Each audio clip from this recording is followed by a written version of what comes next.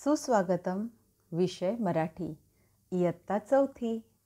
तर माझ्या बालमित्रांनो, आज मराठी विषयामध्ये आपण काय शिकणार आहोत? आपण शिकणार आहोत नवीन धडा आणि या धड्याचं नाव आहे दिवाळी. तो मेरे प्यारे बच्चों, आज मराठी विषय में हम सीखने जा रहे हैं नया पाठ और यह पाठ का नाम है दिवाली. चला तर मग करूया सुरुवात. सण हे भारताच्या संस्कृतीचे द्योतक आहे. म्हणजे सण हे भारताच्या संस्कृतीचे प्रतीक आहे. आपल्या देशात वेगवेगळ्या प्रकारचे सण साजरे केले जातात. बरोबर की नाही? आपल्या देशात आपण निरनिराळे सण साजरे करतो. सण व समारंभात आपण नेहमीच रमून जात असतो. आपल्याला आवडतात ना हे सण. तर या सणामध्ये आणि या समारंभामध्ये आपण नेहमीच दंग होऊन जातो. प्रत्येक सण जल्लोषात साजरा केला जातो. म्हणूनच आपण सणांची आतुरतेने वाट पाहत असतो. आपण पाहत असतो की नाही वाट, कधी सण सुरू होणार याची? त्यामुळे एक प्रकारचे उत्साहाचे वातावरण निर्माण होते. तर या सणांमुळे वातावरण कसं होतं? उत्साहाचं असतं, आनंदी असतं.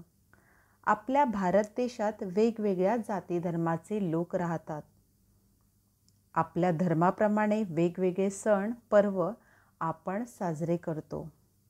आपणा सर्वांना माहीत आहे की भारत देशामध्ये निरनिराळे जाती धर्माचे लोक राहतात आणि आपापल्या धर्माप्रमाणे सगळेजण सण साजरे करतात. गुढीपाडवा, होळी, पोंगल, ओणम, दिवाळी, दसरा, नाताळ, ईद, पोळा इत्यादी. तर ही आहेत सणांची नावं. तो मेरे प्यारे बच्चों, त्योहार भारतीय संस्कृति का प्रतीक है. हमारे देश में विभिन्न त्योहार मनाए जाते हैं. हम हमेशा त्योहारों में और समारोहों में शामिल होते हैं. हर त्योहार खुशी से मनाया जाता है. यही कारण है कि हम त्योहार का इंतज़ार करते हैं. यह एक तरह का उत्साह पैदा करता है. हमारे भारत में विभिन्न जातियों और धर्मों के लोग रहते हैं. हम अपने धर्म के अनुसार अलग अलग त्योहार मनाते हैं. गुड़ी पर्व, होली, पोंगल, ओणम, दिवाली, दशहरा, क्रिसमस, ईद, पोला आदि. तो यह सारे त्योहारों के नाम है. तर बाळांनो, तुम्हाला हा परिच्छेद अगदी व्यवस्थित समजला आहे ना? ही पहा दिवाळी, हो की नाही? चित्रामध्ये कसं छान दिसत आहे. मुलं फटाके लावायच्या तयारीत आहेत. चला आता आपण या परिच्छेदामध्ये असलेले कठीण शब्द समजून घेणार आहोत आणि मराठीच्या वहीमध्ये लिहिणार आहोत. तर सगळ्यांनी मराठीची वही काढायची आहे. नवीन पान उघडायचं आहे आणि नवीन पानावरती आजची दिनांक म्हणजे तारीख, डेट टाकायची आहे, लिहायची आहे. आणि आपण दिवाळी हे धड्याचं नाव लिहिणार आहोत आणि कठीण शब्द लिहायला सुरुवात करणार आहोत, ते पण स्वच्छ आणि सुंदर अक्षरात. चला तर मग पहिला शब्द पाहूया. सण. सण म्हणजे उत्सव. इंग्रजीमध्ये आपण म्हणतो फेस्टिवल. दुसरा शब्द आहे वातावरण. वातावरण म्हणजे सभोवतालची परिस्थिती, एन्व्हायरमेंट. तिसरा शब्द आहे आतुरता. आतुरता म्हणजे बेचैनी, इम्पेशंट. चौथा शब्द आहे धर्म. धर्म म्हणजे देवाविषयी श्रद्धा, जीवनाचे महत्त्वपूर्ण अंग, रिलिजन. आता आपण हा पुढचा परिच्छेद पाहणार आहोत. या सर्व सणांपैकी माझा आवडता सण दिवाळी आहे. तर सगळ्यात आवडता सण कोणता आहे? दिवाळी आहे. दिवाळी हा सण हिंदूंचा सर्वात महत्त्वाचा व आवडता सण आहे. आश्विन महिन्याचे शेवटचे 2 दिवस व कार्तिक महिन्याचे पहिले 2 दिवस दिवाळी सण साजरा करतात. तर आश्विन महिन्यातले शेवटचे 2 दिवस आणि कार्तिक महिन्यातले पहिले 2 दिवस हे दिवाळी सण म्हणून आपण साजरा करतो. हा सण 5 दिवसांचा असतो. किती दिवसांचा असतो? 5 दिवसांचा असतो. दिवाळीच्या 5 दिवसात घरापुढे कंदील, पणत्या लावून दिव्यांची आरास करतात. आपण लावतो की नाही? घरापुढे कंदील लावतो, आपण पणत्या लावतो. दिव्यांचा सण म्हणजे दिवाळी. तर दिवाळीमध्ये आपल्याला काय पाहायला मिळतं? सगळीकडे दिवे लागलेले असतात, हो की नाही? आपण दिवे लावतो की नाही?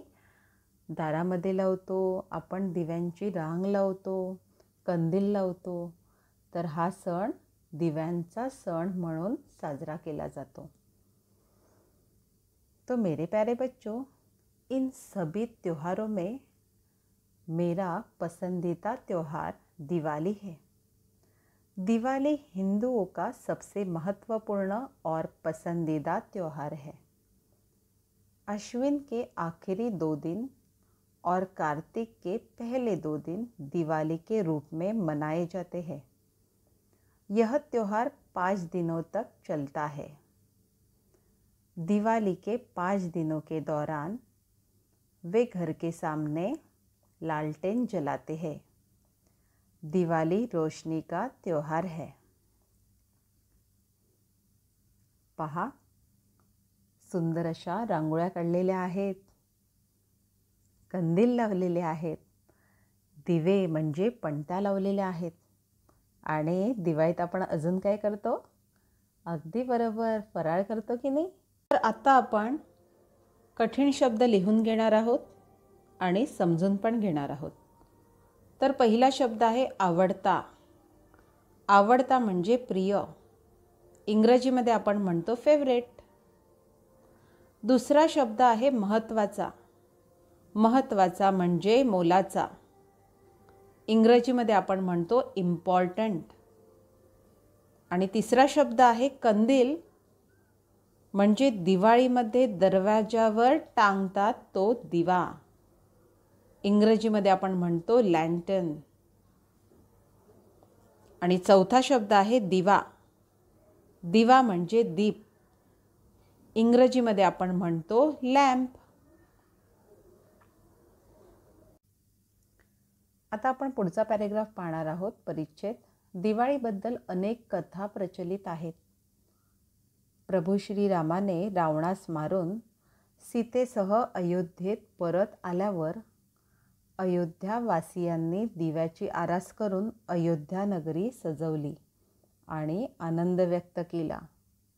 तर आपणा सर्वांना माहीतच आहे की प्रभू श्रीरामचंद्रांनी रावणाला मारले आणि ते सीतेला अयोध्येत परत घेऊन आले. तर अयोध्यावासियांनी काय केलं? दिव्यांची आरास करून पूर्ण अयोध्या नगरी सजवून आनंद व्यक्त केला.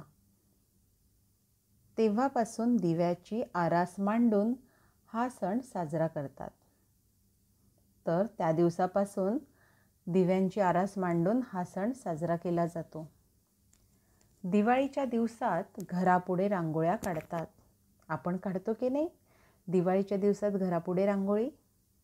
घराला नवीन रंग देतात, नवीन कपडे घेतात, दागिने वस्तू खरेदी करतात.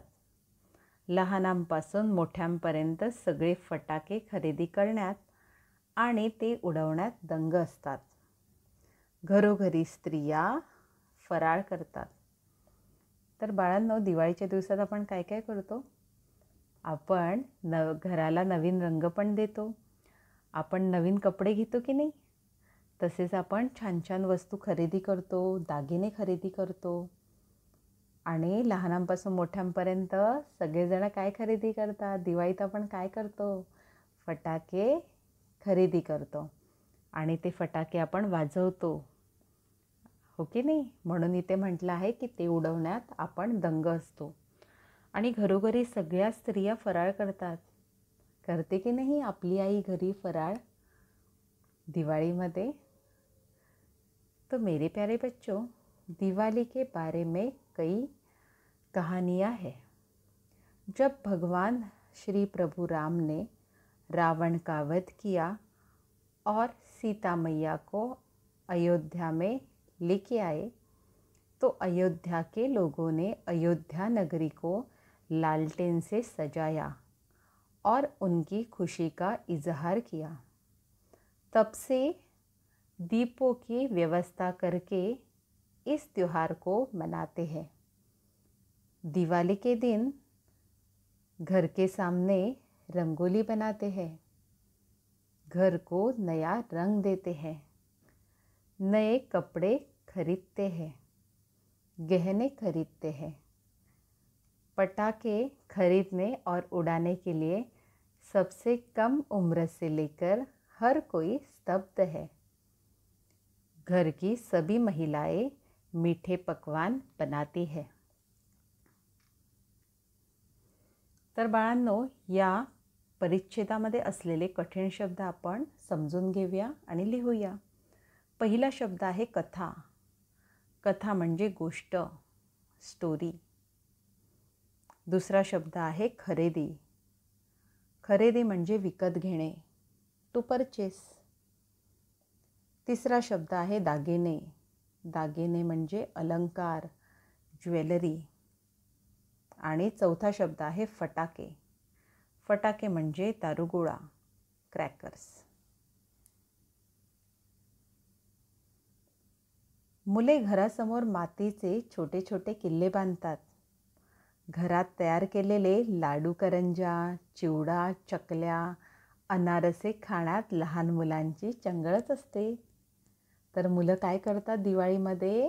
घरासमोर मातीपासून छोटे छोटे किल्ले बनवतात आणि तसेच घरात तयार केलेले पदार्थ दिवाळीतले लाडू, करंजी, चिवडा, चकली, अनारसे हे खाण्यात मुलांची तर मज्जाच असते, हो की नाही? दिवाळीत शाळेला सुट्टी असल्यामुळे मुलांना अभ्यास व परीक्षेची चिंताच नसते. दिवाळीमध्ये आपल्या सगळ्यांना शाळेला सुट्टी असते की नाही? मग तेव्हा अभ्यास आणि परीक्षेची आपण काळजी करत नसतो दिवाळीमध्ये. का? कारण सुट्टी असते. दिवाळीचा पहिला दिवस धनत्रयोदशी असतो. दिवाळीचा दुसरा दिवस नरक चतुर्दशी असतो.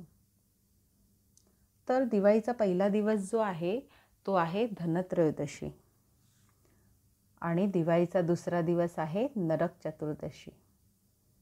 तर नरक चतुर्दशी दिवशी आपण काय करतो?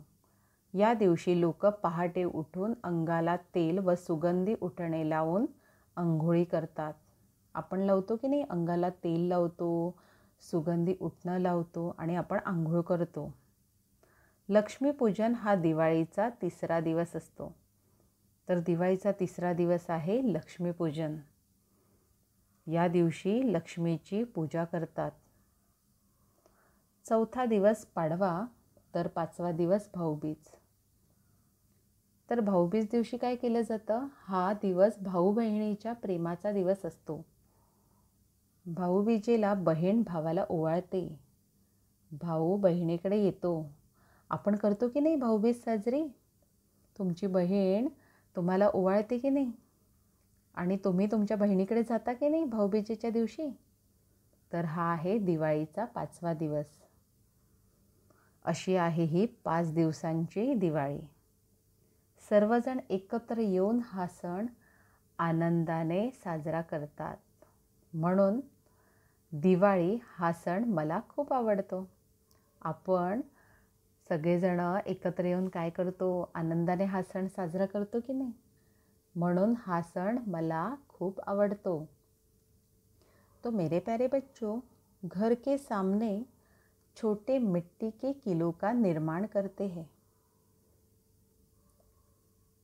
घर के बने लड्डू, करंजी, चिवड़ा, चकली, अनारसा बच्चों के लिए एक स्वादिष्ट पकवान है। दिवाली में स्कूल को छुट्टी होती है, इसलिए बच्चों को पढ़ाई और परीक्षा के बारे में चिंता करने की ज़रूरत नहीं होती है। दिवाली का पहला दिन धनत्रयोदशी है। दिवाली का दूसरा दिन नरक चतुर्दशी है। इस दिन लोग जल्दी उठते हैं और तेल और इत्र से स्नान करते हैं। लक्ष्मी पूजन दिवाली का तीसरा दिन होता है। यह दिन लक्ष्मी की पूजा करते हैं। पितवा का चौथा दिन होता है और भावीज का 5वां दिन होता है। यह दिन भाई बहनों के प्यार का दिन होता है। बहन भाई का औक्षण करती है। भाई बहन के पास आता है। हर कोई एक साथ आता है और इस त्योहार को खुशी के साथ मनाया जाता है। इसलिए मुझे दिवाली यह त्योहार बहुत पसंद है। तर बाळांनो, सगळ्यांना दिवाळी हा धडा अगदी व्यवस्थित समजला आहे की नाही? पहा, बहीण कशी भावाला ओवाळते आहे भाऊबीजेला. चला, तर आता आपण या शेवटच्या परिच्छेदात असलेले कठीण शब्द समजून घेऊया आणि आपण त्याचे मराठीतले आणि इंग्रजीतले अर्थ लिहिणार आहोत. पहिला शब्द आहे अंघोळी. अंघोळी म्हणजे स्नान, बाथ. दुसरा शब्द आहे पहाट. पहाट म्हणजे प्रभात, अर्ली मॉर्निंग. तिसरा शब्द आहे उठणे. उठणे म्हणजे अंगावर लावायचा लेप, type of cosmetic used in Diwali. आणि चौथा शब्द आहे चिंता. चिंता म्हणजे काळजी, वरी. तर बाळांनो, सगळ्यांना दिवाळी हा धडा अगदी व्यवस्थित समजला आहे ना? तर आता आपण पुन्हा भेटूया आपल्या मराठीच्या पुढच्या सेशनमध्ये. तोपर्यंत धन्यवाद.